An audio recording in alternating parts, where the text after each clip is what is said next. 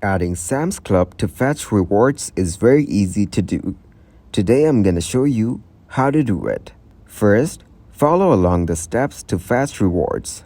Now, open Fetch Rewards app on your mobile device. Next, click on the Scan button. Here, select Email as the recipient type. Forward your Sam's Club email receipt to receipts@fetchrewards.com.